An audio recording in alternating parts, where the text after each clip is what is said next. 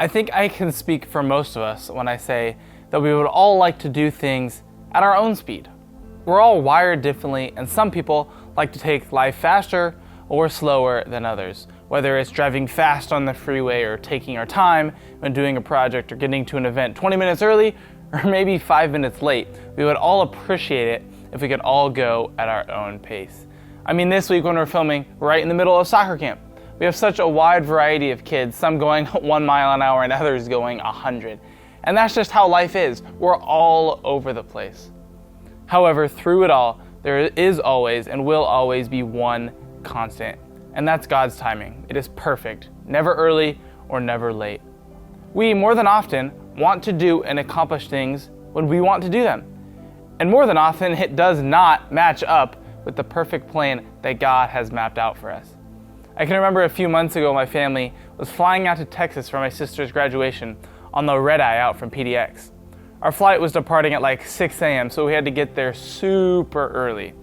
And for some reason, I'm the type of person who likes to get to the airport at the time where I can get through security, head to the gate, and be there right on time for boarding. No time to spare, and no time wasted, right? Yeah, I know, it's not healthy or smart at all, so hopefully I'll mature someday. Anyways, because of this shortcoming, I was taking my sweet time when my parents picked me up from my house at like 3:30 in the morning, so we didn't get on the road when we wanted to.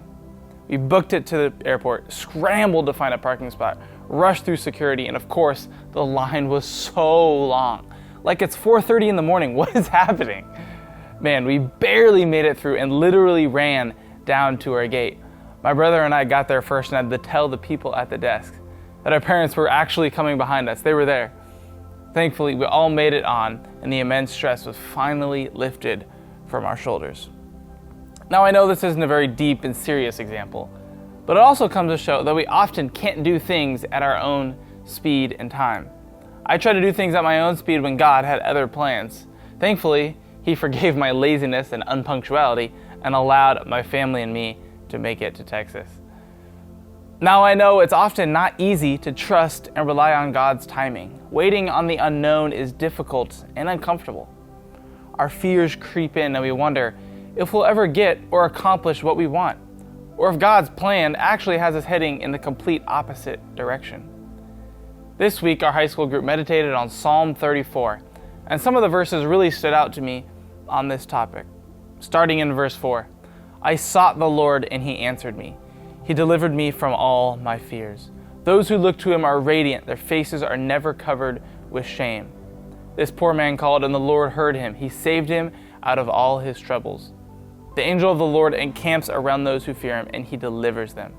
Taste and see that the Lord is good. Blessed is the one who takes refuge in Him. Fear the Lord, you, His holy people, for those who fear Him lack nothing. The lions may grow weak and hungry, but those who seek the Lord lack no good thing. When reading this psalm, and specifically these verses, the idea of God being our refuge and deliverance really came to me. And like I mentioned earlier, the fears of our dreams and hopes not matching up with God's timing and plans can really stack up against us. Am I ever going to find a husband or a wife? Am I going to be alone forever? Are we never going to be able to have kids? Will I ever find a good enough job? Is my family going to be struggling financially forever? When will my kids or my friends come back to Christ?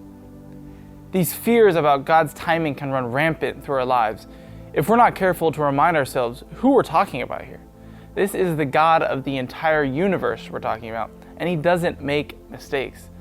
Like it says in Psalm 34, blessed is the one who takes refuge in Him, and those who seek in the Lord will lack no good thing. If we draw near to our Savior and trust in His perfect plan, He will provide. He is bigger than our greatest fears and can see the full picture when we never can. Now, I'm not saying waiting is going to be easy. It sure hasn't been for me, but just know that it's worth it. God has amazing things planned for all of our lives. We just need to be patient enough for it.